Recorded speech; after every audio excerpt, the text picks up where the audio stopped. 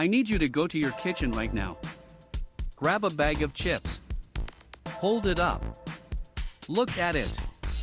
Really look at it. Now remember what that bag looked like 5 years ago. Same logo. Same color. Same price. But somehow, it feels lighter. Like it's been on a diet you didn't approve. That's because it has. Welcome to the greatest magic trick in retail history. The product disappears, but your bill stays exactly the same. And honestly, the sheer audacity of it is almost impressive. Almost. This beautiful scam has a name. Actually, it has 3 names, because apparently one type of getting ripped off wasn't enough. Number 1. Shrinkflation. This is the classic. The product gets smaller but the price stays the same. Your bag of chips goes from 150 grams to 130. Your juice goes from 64 ounces to 52. Your toilet paper roll has fewer sheets. It's like someone sneaking into factories at night with tiny scissors. Number 2. Skimpflation. This one's sneakier. The product stays the same size, but the ingredients get worse. A major butter substitute brand cut its vegetable oil content by almost 40% and replaced it with water. Water. They literally started selling you expensive water with a hint of butter flavor. One ice cream brand reduced its milk fat content so much it legally couldn't call itself ice cream anymore. It had to rebrand as quote frozen dairy dessert. Which sounds like what you'd serve in a dystopian movie. And number 3. Greedflation. This is when companies just raise prices way more than their costs went up and blame quote the economy. A Senate report found corporate profits on goods and services jumped 75% from 2020 to 2022. 5 times the rate of inflation. That's not surviving. That's throwing a party while your customers count pennies in the parking lot. Let's do a proper haul of audacity, shall we? Frito-Lay actually released a statement with a straight face saying quote we took just a little bit out of the bag so we can give you the same price. That's like your landlord removing a bedroom and saying we took just a little space so we can give you the same rent. You're welcome. A major dish soap brand shrank its bottle from 7 ounces to 6.5.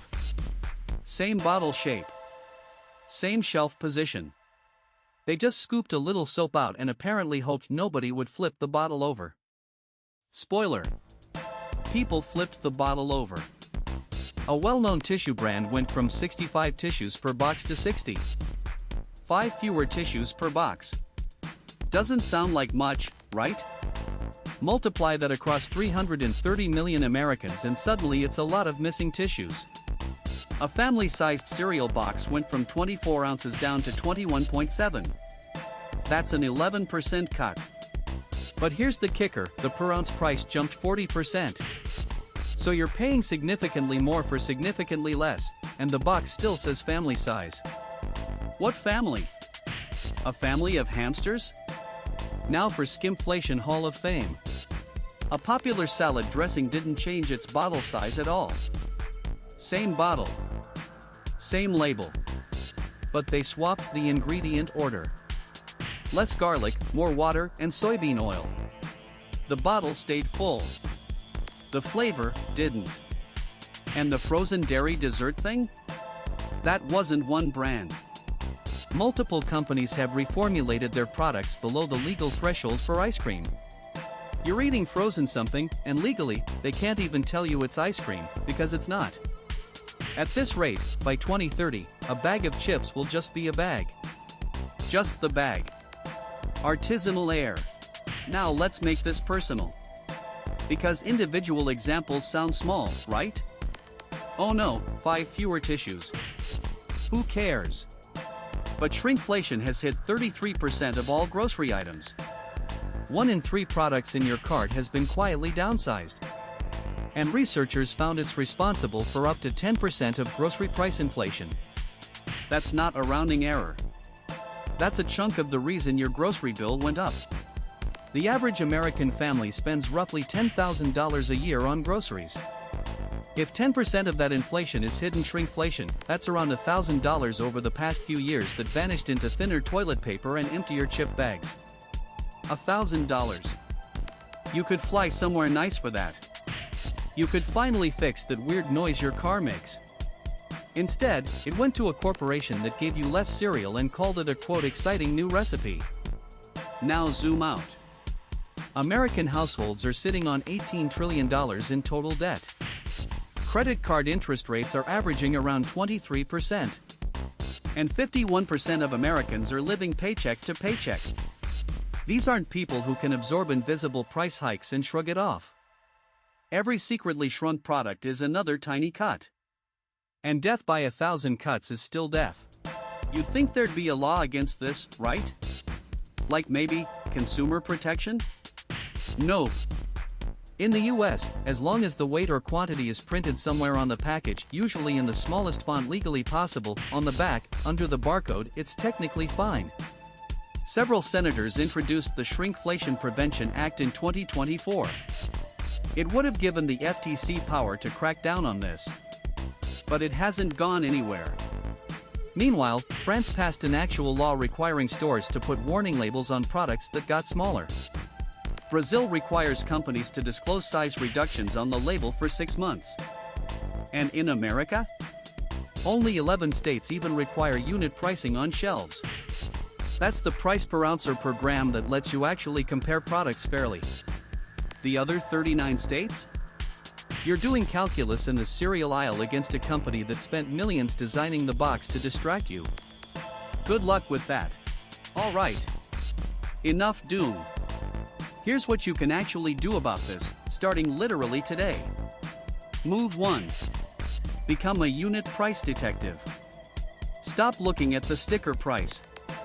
Start looking at the unit price, that's the cost per ounce, per gram, per sheet. It's usually on the shelf tag in smaller print. This one number exposes every shrinkflation trick instantly. If your store doesn't display it, download a grocery comparison app. There are free ones. This alone will save you hundreds of dollars a year because you'll start seeing which products are secretly terrible deals. Move 2. Go store brand. Here's the dirty secret the food industry doesn't want you to know. Store brand products are often made in the exact same factory as the name brand. Same ingredients. Same machines. Different box. The fancy brand you grew up with? You're paying for the ad campaign and the cartoon mascot. Store brands have less incentive to shrinkflate because their whole selling point is already being cheaper. Move 3. Buy commodities, not packages. A 5-pound bag of rice doesn't get a quote exciting redesign. A 10-pound bag of flour doesn't quietly lose 2 cups. Basic staples are much harder for companies to manipulate because there's no branding to hide behind. The more processed and packaged something is, the easier it is to shrink or skimp without you noticing. Move 4. Check the ingredients list, not just the front label. If a product you've been buying for years suddenly tastes different, flip it over. Check if water moved up the ingredient list. Check if the oil type changed. Check if quote natural flavors replaced something that used to be a real ingredient. You have a 30-year track record of eating this stuff. Trust your tongue. And move 5. Vote with your wallet and your voice. 48% of shoppers have already ditched brands that pulled shrinkflation stunts. That number is the only language a publicly traded company speaks. Post about it on social media. Leave reviews mentioning the size change. Join the Shrinkflation subreddit, it has hundreds of thousands of people documenting every sneaky change in real time. Companies monitor these communities. They notice when the backlash hits critical mass. The whole reason France passed its labeling law was public pressure. Carrefour, one of France's biggest grocery chains, started putting shrinkflation warning stickers on products on their own before the government even required it. Because enough customers got loud. Look. I get it. Checking unit prices and reading ingredient lists doesn't feel like a revolution. It feels like homework. But here's the thing. These companies are betting, literally, with billions of dollars, that you won't bother. That you're too busy, too tired, too trusting. And for years, that bet has paid off. The moment you start paying attention is the moment the trick stops working. You don't need to be an activist. You just need to be annoying. Be the person who notices. Be the person who posts about it. Be the person who picks up the store brand and never looks back. Because the funniest part of this whole scam? The second enough people catch on, it falls apart. The magic trick only works if the audience isn't watching. So start watching. If you learned something you didn't know, hit subscribe.